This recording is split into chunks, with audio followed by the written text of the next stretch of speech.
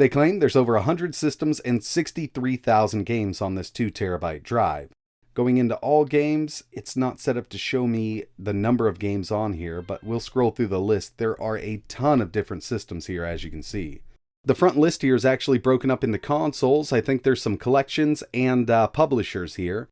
But we do have some Game Boy, Game Boy Advance, N64, Wii, PSP, Genesis, Neo Geo. There's some cave stuff on here. You name it, it's probably on here, except for the higher end stuff like Xbox, Wii U, and PS3. I'm liking the interface here, or the theme, but this can be changed out. You can download more, and this one only has 2 installed. We have the original Carbon theme for Emulation Station.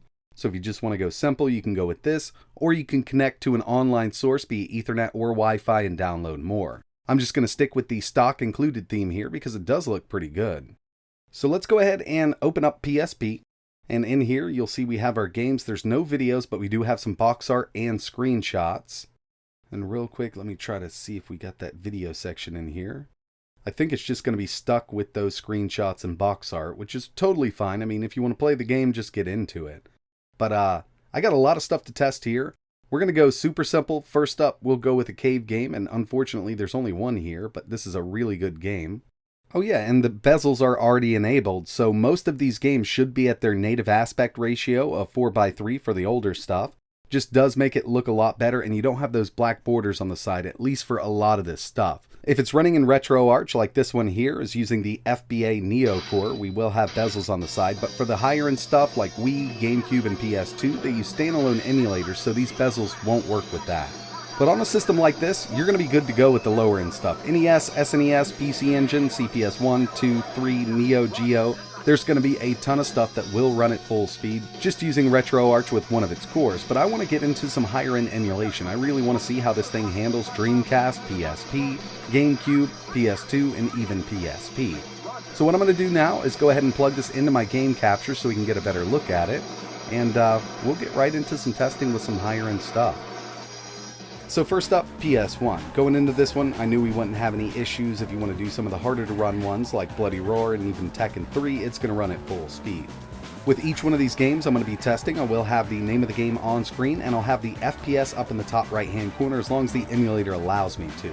But here we have some PS1 with Colin McRae Rally 2.0 and it's running fantastic. Next on the list, we have some N64, and surprisingly enough, they're not using any cores in RetroArch with this. This is MooPin 64. It's a standalone version. Down in the lower left-hand corner, it doesn't give you the FPS, but it kind of gives you the percentage of the speed. And GoldenEye 007 is running great here.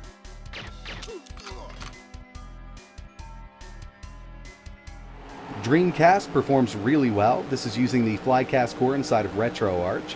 Personally, I'm a big fan of Redream, but when it comes to a system like this, Flycast works great on these x86 CPUs. I do want to test one more Dreamcast, and then we'll move over to something a little higher end.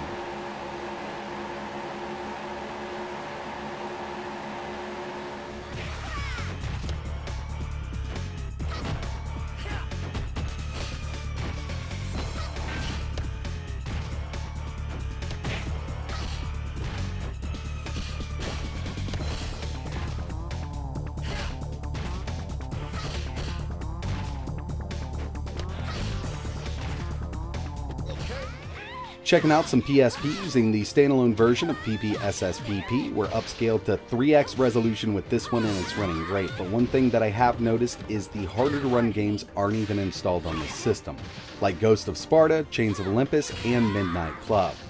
But there are a ton of games that this will be fully playable with at 3x and 2x resolution. With this one here, Pro Street, I did have to drop it down to 2x, but it's better than running it at the native res, and it's running at full speed.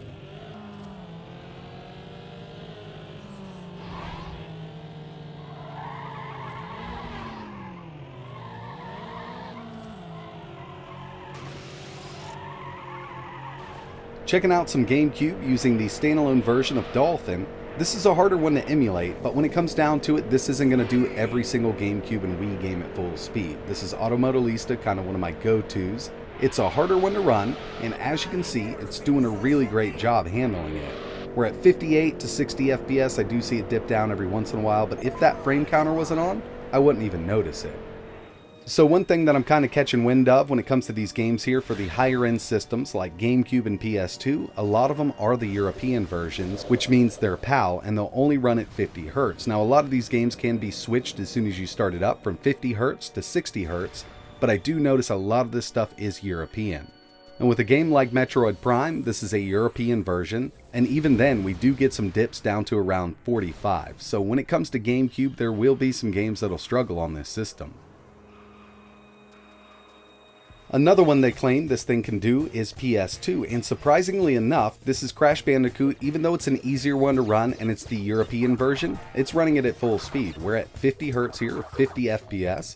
I'm actually pretty surprised that it's able to pull this off, but I do have a feeling that the harder to emulate PS2 games will struggle on this. Well, actually, I'm pretty sure they will. I've tested the J4125 in the past in several different mini PCs, and I've never had good luck with PS2. And it really shows once you move over to the harder to emulate games. Here's Bloody Roar 3, the European version. We should be at 50 FPS, and I've actually gone into the settings and turned on a couple more hacks to see if we could get it to run a little better. But we can't pull a constant 50 out of this one.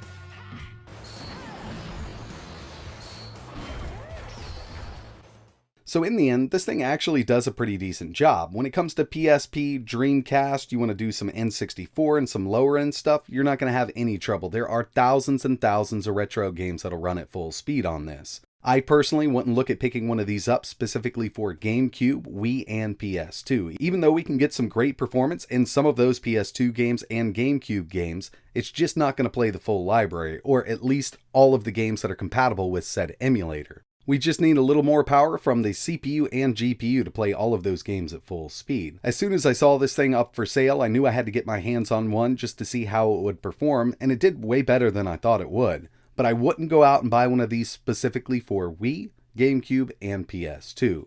Anything under that is going to run perfectly fine, and you can do the whole library. And I think the main draw to something like this, because we are seeing more of these kind of pre-built systems ready for emulation, is they're ready for emulation. I mean, they're ready to go. It's a plug-and-play system. It comes with everything you need to get up and running.